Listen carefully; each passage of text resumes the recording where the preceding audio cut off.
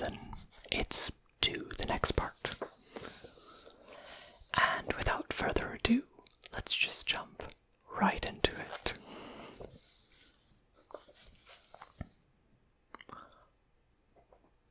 Rule 117. Costs.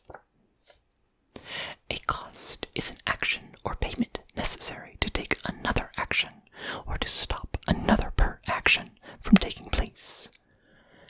To pay a cost, a player carries out instructions specifying the spell, ability, or effect that contains the cost. If a cost includes a mana payment, that player paying the cost has a chance to activate mana abilities. Paying the cost to cast a spell or activate an ability follows the steps in rules 601.2F through H. A player can't pay a cost unless he or she has the necessary resources to pay it fully. For example, a player with only 1 life cannot pay a cost of 2 life, and a permanent that's already tapped cannot be tapped to pay a cost. See Rule 202, Mana Costs and Color, and Rule 602, Activating Activated Abilities. Paying mana is done by removing the indicated mana from a player's mana pool. Players can always pay 0 mana. If excess mana remains in the player's mana pool after making the payment, the player announces what mana is still there. Paying life is done by subtracting the indicated amount of life from the player's life total. Players can always pay 0 life. Activating mana abilities is not mandatory, even if paying the cost is. For example, a player controls Lodestone Golem, which says non-artifact spells cost 1 more to cast. Another player removes the last time counter from a suspended sorcery card. That player must cast the Spell of Evil, but doing so costs 1. The player is forced to pay the cost even if enough mana is in his or her mana pool. But the player is not forced to activate a mana ability to produce mana. If he or she doesn't, the card simply remains exiled. Some costs include an X or an X. See Rule 107.3. Some costs are represented by 0 or are reduced to 0. The action necessary for a player to pay such cost is the player's acknowledgement that he or she is paying it. Even though such a cost requires no resources, it is not automatically paid. A spell whose mana cost is 0 must still be cast the same way as one with a cost greater than 0.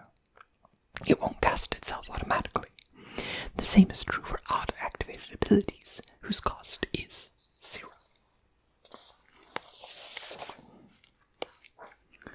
Some mana costs contain no mana symbol. This represents an unpayable cost. An ability can also have an unpayable cost if its cost is based on the mana cost of an object with no mana cost. Attempting to cast a spell or activate an ability that has an unplayable cost is a legal action. However, attempting to pay an unpayable cost is an illegal action. If an unpayable cost is increased by an effect or an additional costs are imposed, the cost is still unplayable. If an alternative cost is applied to an unpayable cost, including an effect that allows a player to cast a spell without paying its mana cost, the alternative cost must be paid. When a player actually needs to pay a cost may be changed or reduced by effects. If the mana component of a cost is reduced to nothing by cost reduction effects, it's considered to be 0. Paying a cost changed or reduced by an effect counts as paying the original cost. Effects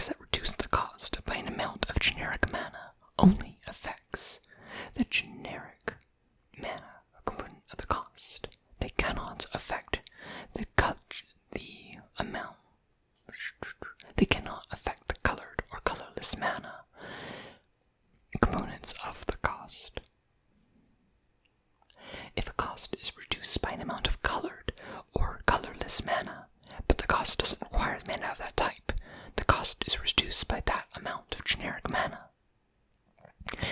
If a cost is reduced by an amount of colored mana that exceeds its mana component of the spell, that color's cost's mana component of that color is reduced to nothing, and that cost's generic mana component is reduced by the difference. If a cost is reduced by an amount of mana represented by a hybrid mana symbol, the player paying the cost chooses one half of that symbol at the time for the cost reduction is applied. See Rules 601.2f. If a colored half is chosen, the cost is reduced by one mana of that color. If a colorless half is chosen, the cost is reduced by a generic mana equal to half that half's number. If a cost is reduced by an amount of mana represented by a Phyrexian mana symbol, the cost is reduced by one mana of that symbol's color. Some spells and abilities have additional costs. An additional cost is listed in a spell's rules text, or applied to a spell or ability from another effect. That its controller must pay at the same time as that player pays the spell's mana cost or the ability's activation cost. A cost is an additional cost only if it is phrased using the word additional. Note that some additional costs are listed in keywords. See Rule 702. Some spells and abilities have additional costs. An additional cost is a cost listed in a spell's rules text, or applied to a spell or ability from another effect, and its controller must pay at the same time that player pays the spell's mana cost or the ability's activation cost. I just read that. Any number of additional costs may be applied to a spell as it's being cast, or to an ability as it's being activated. The color of the spell or ability announces. The controller of the spell or ability announces his or her intention to pay any or all of the costs as described in Rule 601.2b. Some costs are optional costs. If an effect instructs a player to cast the spell if able, and the spell has a mandatory additional cost that includes involving cards with a stated ability in a hidden zone, the player is not required to cast that spell, even if those cards are present in that zone. Additional costs don't change a spell's mana cost, only what its controller has to pay to cast it. Spells and abilities that ask for a spell's mana cost still use the original value.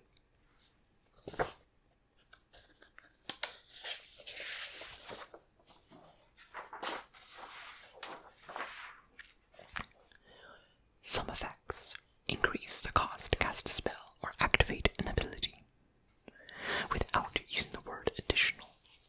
Those are not additional costs and are not considered in determining the total cost of a spell or ability as described in Rule 601.2f. Some spells have alternative costs. An alternative cost is a cost listed in a spell's text, or applied to it from another effect, that its controller may pay rather than paying the spell's mana cost.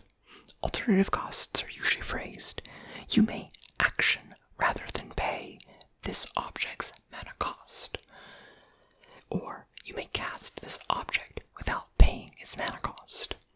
Note that some alternative costs are listed as keywords. See Rule 702.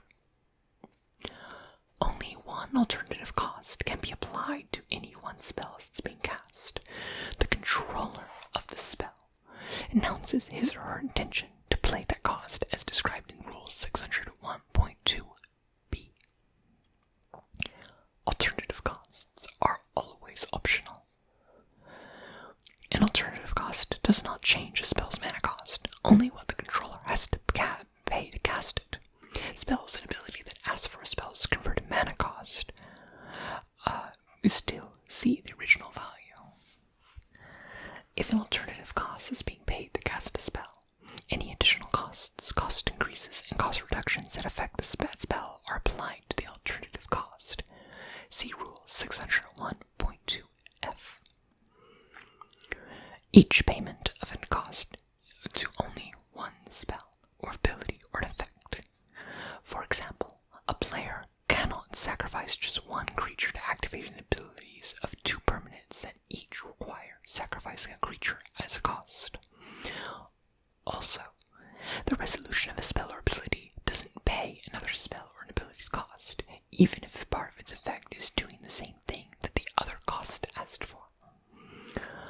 The actions performed when paying a mana cost may be modified by events, even if they are, meaning these actions performed don't match the actions that are called for.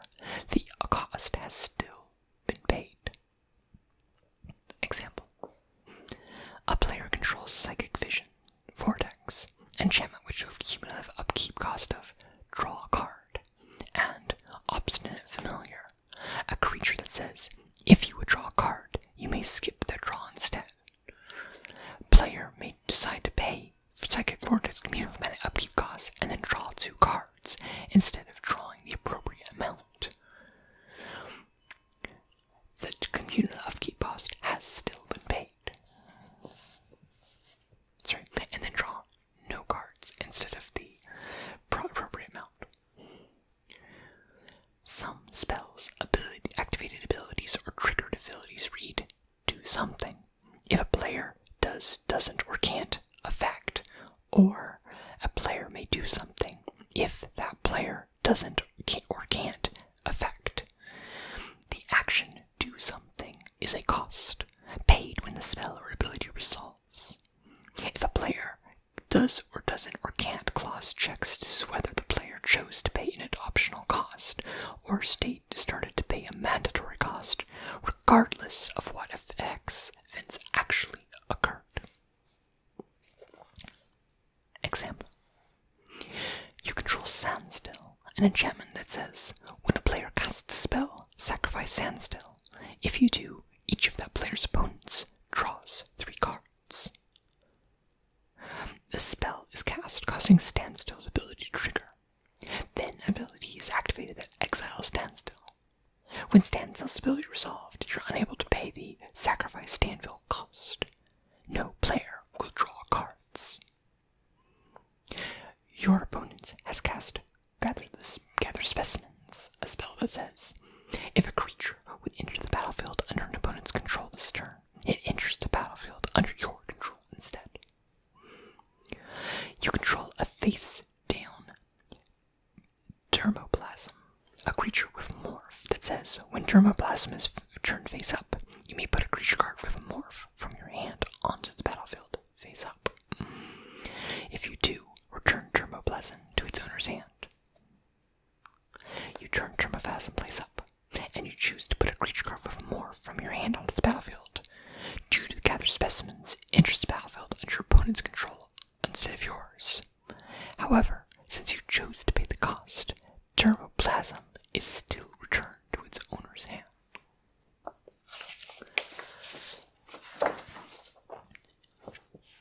Some spells, activated abilities, and triggered abilities read, do something, unless a player does something else.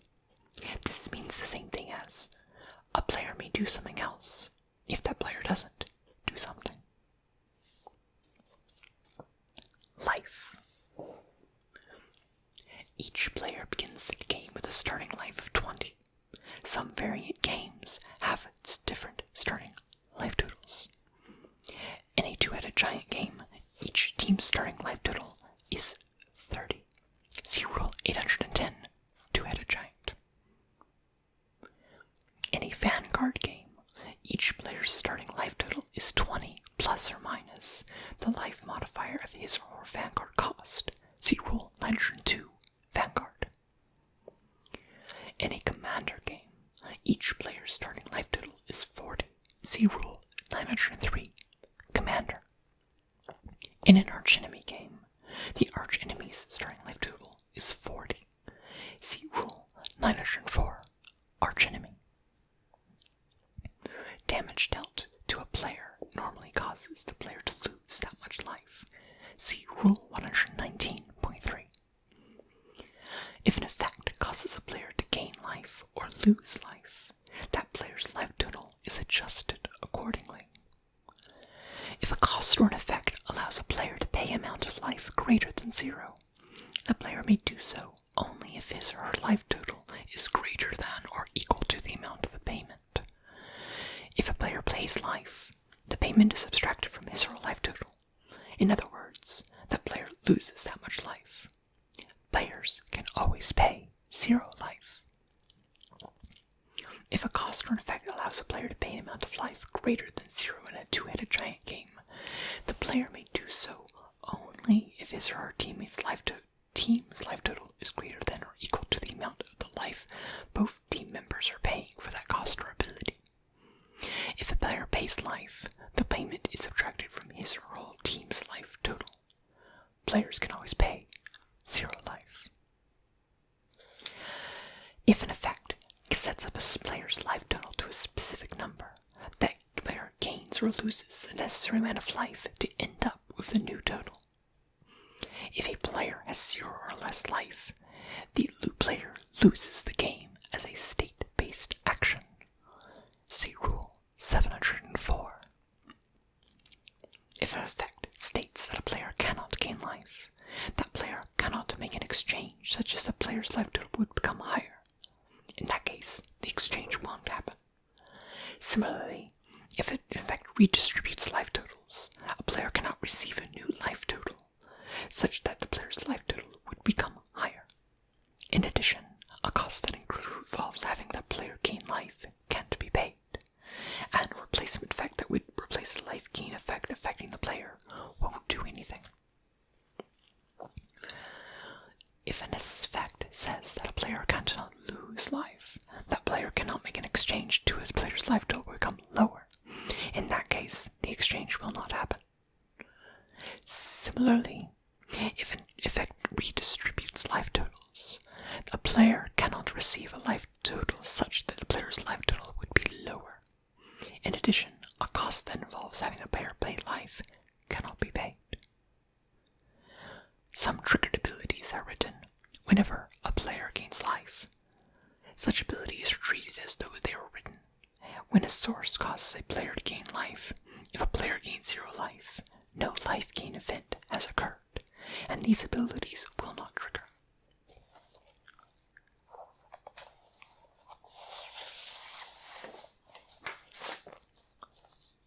Damage. Objects can deal damage to creatures, planeswalkers, and players. This is generally detrimental to the object or player that receives damage. An object that deals damage to the source of the damage. Damage cannot be dealt to an object that is neither a creature or a planeswalker. Any object can deal damage. Damage may be dealt as a result of combat. Each attacking and blocking creature deals combat damage equal to its power during the combat damage step. Damage may be dealt as an effect of a spell or ability. The spell or ability will specify which objects deals the damage. Damage may have one or more of the following results, depending on whether the recipient of the damage is a player or permanent, the characteristics of the damage's source, and the characteristic of the damage's recipient, if it's a permanent. Damage dealt to a player by a source without infect, it causes that player to lose that much life. Damage dealt to a player by a source with infect causes that source's controller to give the player that many poison counters.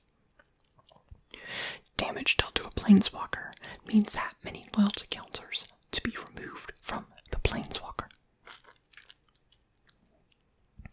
Damage dealt to a creature by a source with wither and or infect causes that damage, or causes the controller to put that many -1/-1 counter on that creature.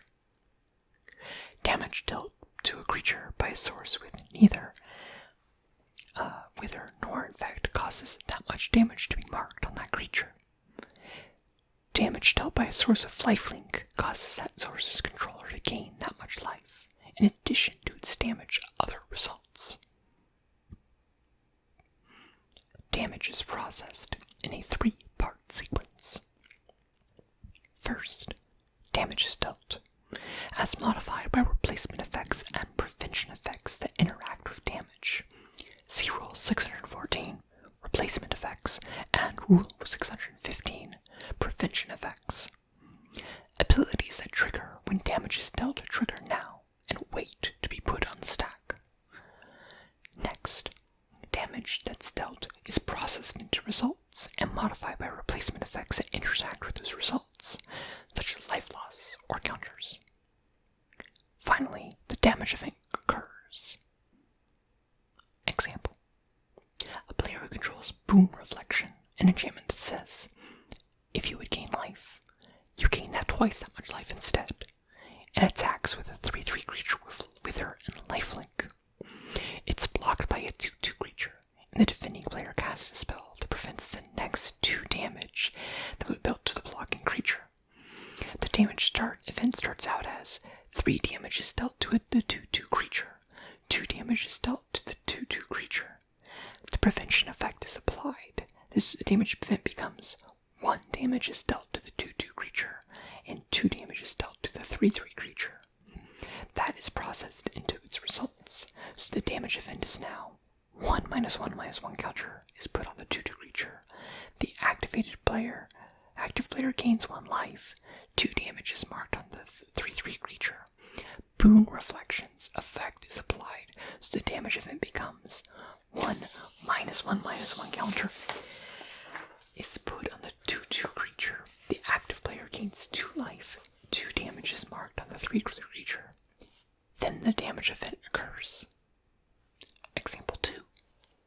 The defending player controls a creature and a worship, an enchantment that says, if you control a creature, damage that would reduce your life total to less than 1 is reduced to 1 instead.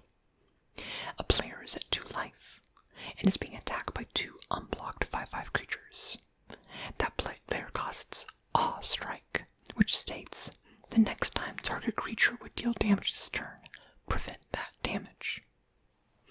You gain life equal to the damage prevented this way, targeting one of the attackers. The damage event starts out as 10 damage being dealt to the defending player. Awe Strike's effect is applied, so the damage event becomes 5 damage is dealt to the defending player.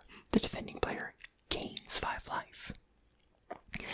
That's processed into results, so the damage event now, the defending player loses 5 life, and the defending player gains 5 life. Worship's effect now sees the damage event would not reduce the life total but less than 1, so Worship's effect is not applied. Then the damage effect occurs. Damage dealt to a creature or planeswalker does not destroy it. Likewise, the source of that damage doesn't destroy it. Rather, state-based actions may destroy a creature or a planeswalker or otherwise put it into its owner's graveyard due to the results of the damage dealt to that permanent. See Rule 704, state-based actions. Example. A player casts Lightning Bolt, an instant that says, Lightning Bolt deals 3 damage to any target, targeting a 2/2 creature.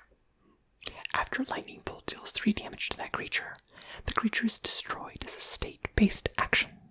Neither Lightning Bolt nor the damage by Lightning Bolt destroyed that creature.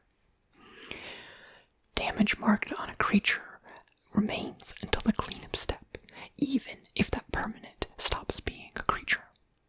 If the total damage marked on a creature is greater than or equal to its toughness, that creature has been dealt lethal damage and is destroyed as a state-based action.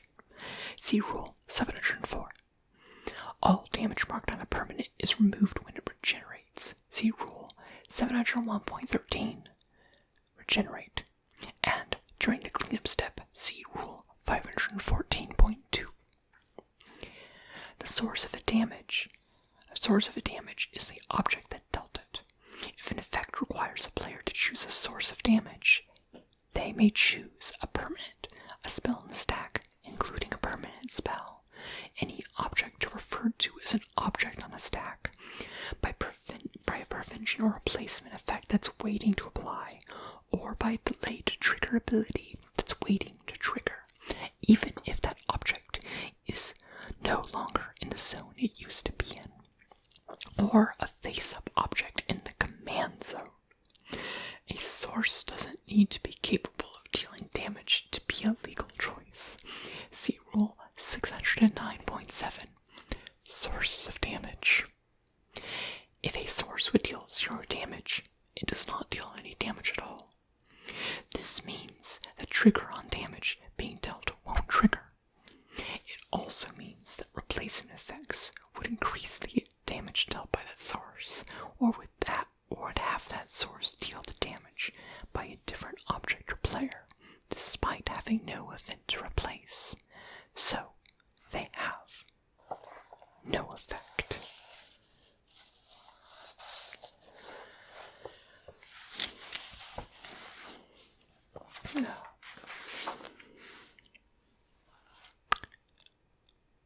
Well, that's a little bit more of the rules knocked out. There's so many of these. This is gonna give me material for literally years, so yeah. I hope you enjoyed this latest installment of the Comprehensive Rules of Magic. And I hope you have a wonderful night's sleep, and I hope you all have wonderful dreams, and as always, may your stories smile upon you.